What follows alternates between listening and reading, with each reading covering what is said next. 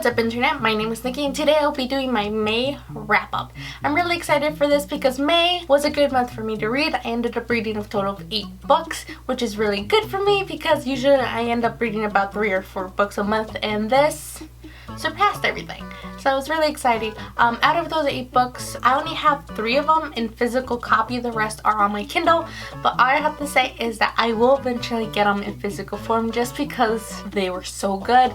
I like them and I want them in my collection. So let's get started. So starting off with the physical copies I have is actually a series, and that series is To All the Boys I've Loved Before by Jenny Han. This book is amazing. I gave this book a 5 out of 5 stars, and it was a reread, which it's not bad whatsoever because this put me in the mood for summer and also for winter. This story follows Lara who ends up writing love letters to all the boys that she's loved to get over them. And one day, these letters end up getting sent out to all the boys that she wrote them to, and it just starts this really interesting adventure for Lara and her, I guess, finding herself and understanding who she is and getting out of her comfort zone. The second book I ended up reading is P.S. I Still Love You by Jenny Han. This is the sequel to All the Boys I've Loved Before. Again, it's a reread. I gave this book at 5 out of 5 stars on Goodreads just because of how cute it is. This story continues from the first one. It's just more of the fallout of her letters, and we get to meet a really cute character in this book, which I love. I fell in love with this character just from the start. Just the way she talks about this character, just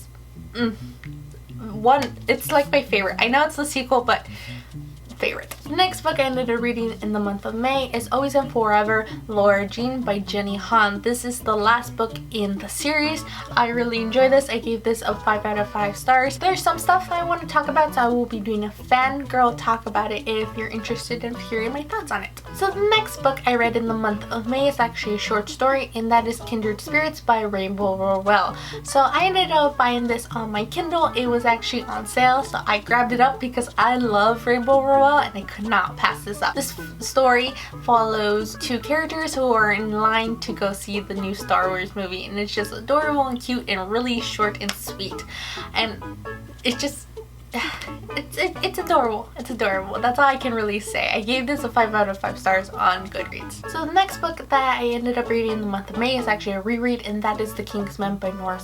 This is the 3rd book in the Foxhole Court trilogy. That is a tongue twister. Anyways, I gave this book a 5 out of 5 stars on Goodreads. I really enjoyed it just because it picks up with action and everything about Neil Johnson's life, and just a lot of things kind of get wrapped up in this book. It's the 3rd book. I don't really want to spoil it. So the last 3 books I ended up reading is actually a trilogy, and that trilogy is the Captive Prince trilogy by C.S. Pact. I was not intending on reading the series whatsoever, but somehow I ended up getting a sampler for it, and I kind of read it and I was really intrigued. So starting off with the first book in the series, which is Captive Prince, I gave this a 3.5 out of 5 stars on Goodreads just because it throws a lot of information your way, and I ended up having to reread a lot of passages just to understand what was going on, but I think that's mostly on my end.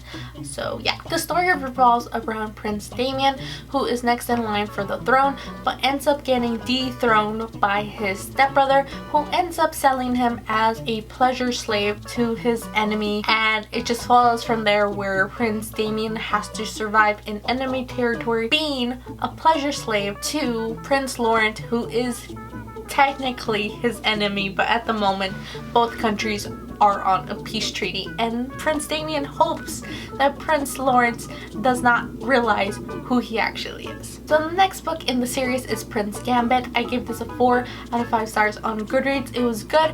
It ends up picking up a little bit more, so I like that, but once again in the beginning it was just really slow. And the story kind of follows once again Prince Damien and Prince Lambert, and this is more of the fallout out of the first book of them arguing and just being at each other's throats this whole entire time, kind of their consequences of what ends up happening, and also there's a bond forming between the 2 guys, and just a lot of craziness ends up going down in this book. The last book in the trilogy is King's Rising. I gave this a 5 out of 5 stars on Goodreads just because of the action picking up and also just all the feels I got from this story. This story revolves mostly around everything that happened in the first 2 books, Laurent's plan coming into action, and Damien trying to figure out if he was a pawn the whole entire time, or does he actually have an ally with Prince Laurent?